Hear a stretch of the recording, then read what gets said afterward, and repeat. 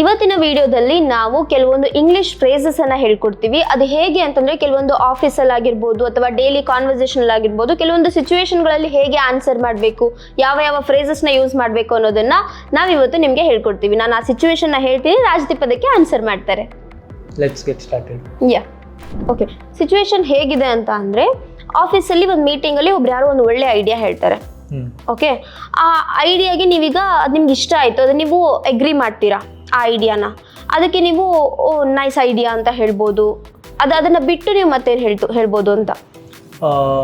Nice idea is okay, but ತುಂಬ professional ಆಗಿ ಇನ್ನೂ ಚೆನ್ನಾಗಿ ಹೇಳ್ಬೇಕಾದ್ರೆ ದ್ಯಾಟ್ ಸೌಂಡ್ಸ್ ಗ್ರೇಟ್ ಅಂತ ಹೇಳ್ಬೋದು. ಸೊ ಐಡಿಯಾ ಅಂತಾನೆ ಅಲ್ಲ, ಯಾರಾದ್ರೊಬ್ರು ಒಂದು ಸಜೆಷನ್ಸ್ ಕೊಡ್ತಾರೆ, ಇಲ್ಲಿಗೆ ಹೋಗೋಣ, let's go for dinner this place ಅಂತ ಹೇಳ್ತಾರೆ, ಅವಾಗ ನೀವು ಹೇಳ್ಬೋದು ದ್ಯಾಟ್ ಸೌಂಡ್ಸ್ ಗ್ರೇಟ್. ಸೊ ನಿಮಗೆ ಅವರ ಐಡಿಯಾ ಅಥವಾ ಸಜೆಷನ್ ಇಷ್ಟ ಆದರೆ that sounds great is a good phrase. Okay, second one. ಈಗ ನೀವೊಂದು ಸ್ಯಾಡ್ ನ್ಯೂಸ್ ಕೇಳ್ತೀರಾ, ಏನೋ ಒಂದು ದುಃಖಕರವಾದ ಒಂದು ಸಂಗತಿ, ಅದು ನಿಮಗೆ ಒಳ್ಳೆ ವಿಷಯ ಅಲ್ಲ, ಅದು ಕೇಳಬಾರ್ದಿತ್ತು ಅಂತ ಅನ್ಸುತ್ತಲ್ವಾ ಯಾರೊಬ್ರು ಬ್ಯಾಡ್ ನ್ಯೂಸ್ ಹೇಳಿದಾಗ. ಸೊ ಅವ್ರಿಗೆ ನೀವು ಏನಂತ ರಿಯಾಕ್ಟ್ ಮಾಡ್ತೀರಾ ಅಥವಾ ಏನಂತ ರೆಸ್ಪಾಂಡ್ ಮಾಡ್ತೀರಾ? ತುಂಬ ಬೇಸಿಕ್ ಫ್ರೇಸ್ ಅಂದರೆ I am sorry to hear that. So ಅದು ನೀವು ಯೂಸ್ ಮಾಡ್ರಿ ಚೆನ್ನಾಗಿ, I am sorry to hear that ಅಂತ ಹೇಳಿದರೆ that's better. It's instead of saying like oh sad ಆ ಥರ ಹೇಳೋದು ಬದಲು I am sorry to hear that ಅಂದರೆ ಒಂದು ಚೆನ್ನಾಗಿ ಫ್ರೇಸ್ ಇರುತ್ತೆ. ಈಗ ನೆಕ್ಸ್ಟ್ ಸಿಚುವೇಶನ್ ಏನು ಅಂತ ಅಂದರೆ, ನಿಮ್ಮ ಮ್ಯಾನೇಜರೇ ನಿಮ್ಗೆ ಕಾಲ್ ಮಾಡಿದ್ರು ಅಂತ ಅನ್ಕೊಳ್ಳಿ. ಕಾಲ್ ಮಾಡಿ ಹೇಳ್ತಾರೆ 4 o'clock ಮೀಟಿಂಗ್ ಇದೆ ಅಂತ ಹೇಳ್ತಾರೆ. ಸೊ ನಿಮಗೆ 4 o'clockಗೆ ನಿಮ್ಗೆ ಬೇರೆ ವರ್ಕ್ ಕೂಡ ಇರುತ್ತೆ. ಸೊ ನೀವು ಆವಾಗ ಪಟ್ಟಂತ ಅವ್ರಿಗೆ ರಿಯಾಕ್ಟ್ ಮಾಡಬೇಕು. ಏನಂತ ರೆಸ್ಪಾಂಡ್ ಮಾಡ್ತೀರಾ? ನಿಮ್ಗಿನ್ನೂ ಡಿಸೈಡ್ ಮಾಡೋಕ್ಕಾಗ್ತಾ ಇರಲಿಲ್ಲ, ಆ ವರ್ಕ್ ಮಾಡೋಕ್ಕೆ ಬೇಕಾ? ಸೊ ಆ ಸಿಚುವೇಶನಲ್ಲಿ ಏನು ಹೇಳ್ತೀರಾ? I will get back to you soon ಅಂತ ಹೇಳ್ಬೋದು.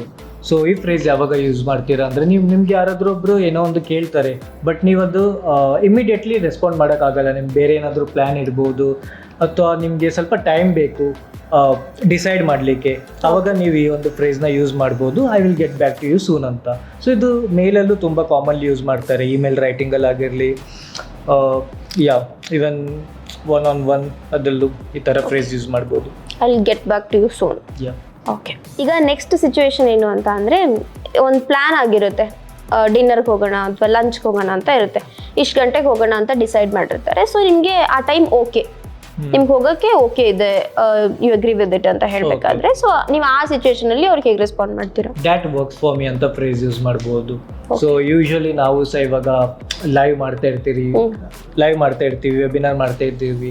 ಓಕೆ, ಟ್ರೈನರ್ಸ್ಗೆ ನಾವು ಕೇಳ್ತೀವಿ ಈ ಟೈಮಲ್ಲಿ ಲೈವ್ ಹೋಗ್ಬೋದಾ, ನಾಳೆ ಮಂಡೇ 7 PM ಲೈವ್ ಹೋಗ್ಬೋದಾ, 5 PM. ಸೊ ಅವ್ರು ಹೇಗೆ ರಿಪ್ಲೈ ಮಾಡ್ತಾರೆ, ದ್ಯಾಟ್ ವರ್ಕ್ಸ್ ಫಾರ್ ಮಿ ಅಂತ ಹೇಳ್ತಾರೆ, ಅಂದರೆ ಅವ್ರು ರೆಡಿ ಇದ್ದಾರೆ ಆ ಥರ. ಓಕೆ, ನೆಕ್ಸ್ಟ್ ಸಿಚುವೇಶನ್ ಏನು ಅಂತ ಅಂದರೆ, ಈಗ ಆಫೀಸಲ್ಲೇ ತೊಗೊಂಡ್ರು ಅಥವಾ ಕಾಲೇಜಲ್ಲಿ, ಈಗ ನಿಮ್ಮ ಕಾಲೇಜಲ್ಲಿ ಪ್ರೆಸೆಂಟೇಷನ್ ಎಲ್ಲ ಇರುತ್ತೆ, ಸೊ ಗ್ರೂಪ್ ಪ್ರಾಜೆಕ್ಟ್ಸ್ ಇರುತ್ತೆ, ನೀವು ಅದನ್ನ ಪ್ರೆಸೆಂಟ್ ಮಾಡ್ತೀರಾ.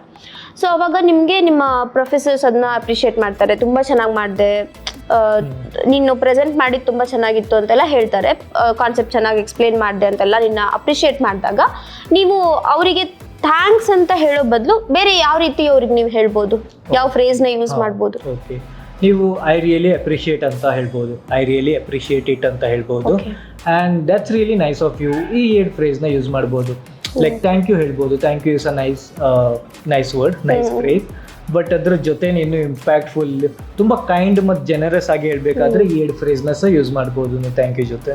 ಓಕೆ, ನೋಡಿದ್ರಲ್ಲ, ಈ ವಿಡಿಯೋದಲ್ಲಿ ನಿಮಗೆ ಯೂಸ್ಫುಲ್ ಆಗುವಂಥ ಕೆಲವೊಂದು ಫ್ರೇಸಸ್ನ ನಾವು ನಿಮಗೆ ಹೇಳ್ಕೊಟ್ಟಿದ್ದೀವಿ. ಇದೇ ರೀತಿ ನಿಮಗೂ ಕೂಡ ಬೇರೆ ಬೇರೆ ಸಿಚುವೇಶನಲ್ಲಿ ಯಾವ ರೀತಿ ರಿಯಾಕ್ಟ್ ಮಾಡಬೇಕು ಅಥವಾ ರೆಸ್ಪಾಂಡ್ ಮಾಡಬೇಕು ಅಂತ ಗೊತ್ತಾಗಿಲ್ಲ ಅಂತಂದರೆ ಕಮೆಂಟ್ ಸೆಕ್ಷನಲ್ಲಿ ನಮಗೆ ತಿಳಿಸಿ, ನಾವು ನಿಮಗೆ ಅದಕ್ಕೆ ಆನ್ಸರ್ ಮಾಡ್ತೀವಿ. ಹಾಗೆ ಇದೇ ರೀತಿ ಹೆಚ್ಚಿನ ವಿಡಿಯೋಗಾಗಿ ಇಂಗ್ಲಿಷ್ ಪಾರ್ಟ್ನರ್ ಕನ್ನಡ ಚಾನೆಲ್ನ ಸಬ್ಸ್ಕ್ರೈಬ್ ಮಾಡೋದನ್ನು ಮರೆಯಬೇಡಿ.